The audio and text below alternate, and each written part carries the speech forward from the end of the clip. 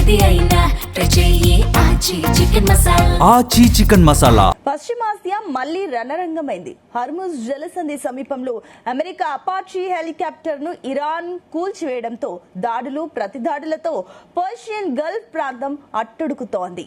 తమ హెలికాప్టర్ ను కూల్చివేసినందుకు ప్రతీకారంగా ఇరాన్ లోని గగన రక్షణ రాడార్ వ్యవస్థలు మిలిటరీ కేంద్రాలపై అమెరికా బాంబుల వర్షం కురిపిస్తోంది.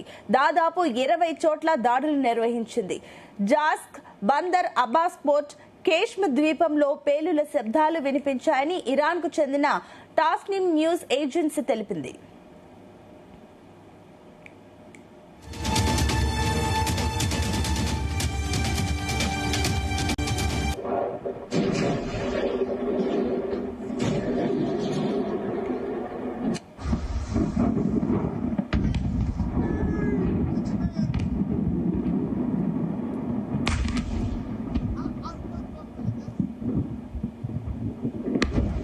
అమెరికాకు ఇరాన్ కూడా ధీటుగానే బదులిచ్చింది. కువైట్, బహ్రెయిన్, జోర్డాన్లలోని అమెరికా మిలిటరీ స్థావరాలపై క్షిపణులు, డ్రోన్లతో విరుచుకుపడింది.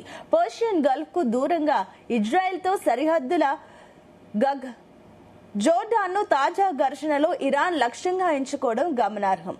ఇక జోర్డాన్లోని అమెరికా మిలిటరీ కేంద్రాలపై దాడి చేసింది. ఫిబ్రవరి 28న యుద్ధం మొదలైనప్పటి నుంచి కువైట్లోని అమెరికా స్థావరాలపై దాడులు చేస్తున్న ఇరాన్ బుధవారం మరోసారి వరుస దాడులు చేసింది.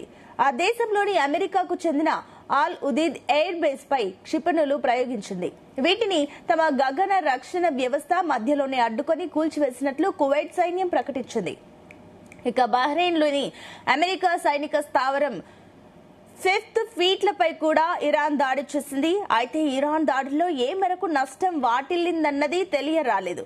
ఇరాన్ దాడులను ఖతార్, యుఏఈ, ఈజిప్ట్ ఖండించాయి.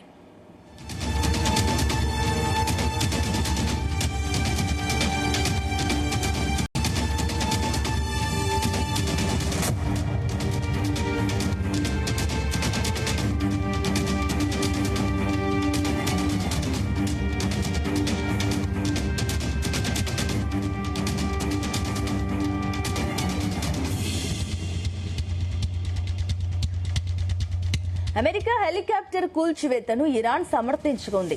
ఐక్యరాజ్య సమితి చార్టర్లోని ఆర్టికల్ 51 ప్రకారం తమకు ఆత్మరక్షణ హక్కు ఉందని బుధవారం పేర్కొంది.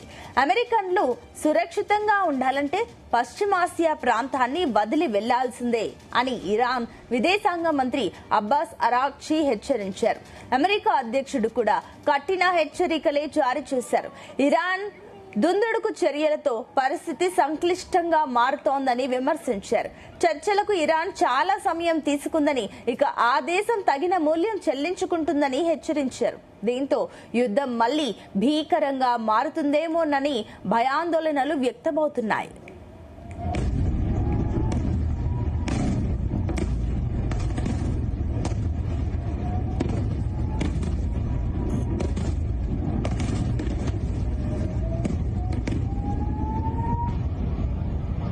Okay, guys, we got to get off the roof. These are coming down right next to us here.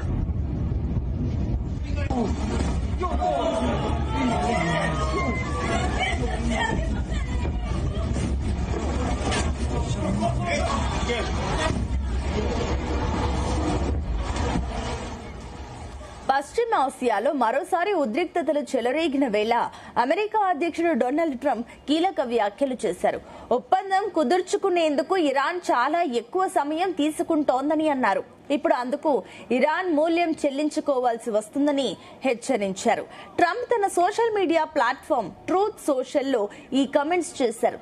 ఇక్కడ మూల్యం చెల్లించుకోవడం అంటే ఏంటో, ఏ విధంగా చర్యలు తీసుకుంటారో స్పష్టమైన అర్థం వచ్చేలా ట్రంప్ వెల్లడించలేదు. తెల్లవారుజామున ఇరు దేశాలు పరస్పరం భీకర దాడులు చేసుకున్న నేపథ్యంలో ట్రంప్ ఈ వ్యాఖ్యలు చేయడం ప్రాధాన్యం సంతరించుకుంది.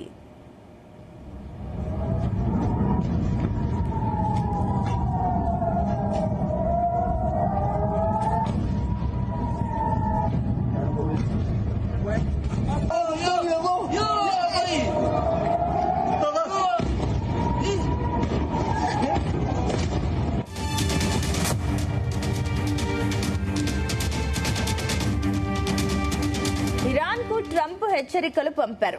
ఒకవేళ టెహ్రాన్ ఒప్పందంపై సంతకం చేసేందుకు అంతా ఆసక్తి చూపించకపోతే ఇరాన్ విద్యుత్ కేంద్రాలు, వంతెనల్ని లక్ష్యంగా చేసుకుని కొత్త దాడులు చేసేందుకు అమెరికా సిద్ధంగా ఉందని అన్నారు. అందుకు తాను అతి త్వరలోనే ఆదేశాలు ఇస్తానని హెచ్చరించారు.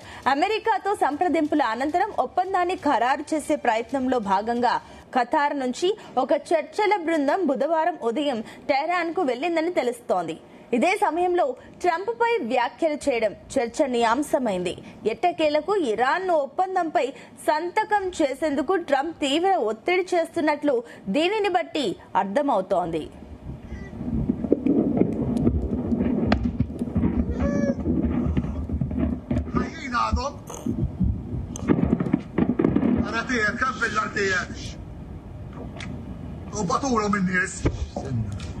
Il-lassa dit disgrazza kbira.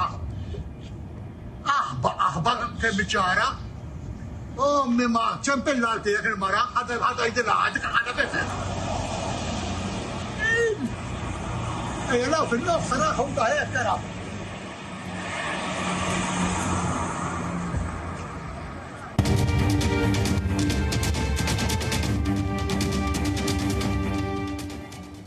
గత వారంలో అమెరికా ఇరాన్ డీల్ కు అతి చేరువయ్యామని, కానీ ట్రంప్ సంతకం ఒకటే పెండింగ్ లో ఉన్నట్లు వార్తలు వచ్చాయి.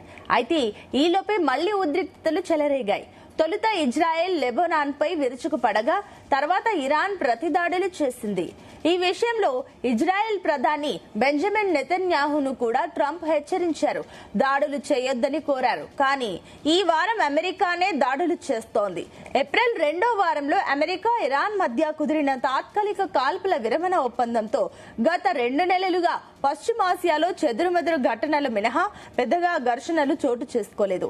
అప్పటి నుంచి శాశ్వత శాంతి కోసం 2 దేశాల మధ్య పరోక్ష చర్చలు జరుగుతూనే ఉన్నాయి. ఈ సమయంలో గల్ఫ్ దేశాల్లో పరిస్థితులు కాస్త సాధారణ స్థితికి వచ్చాయి. కానీ తాజా దాడులతో పరిస్థితి ఒక్కసారిగా మారిపోయింది.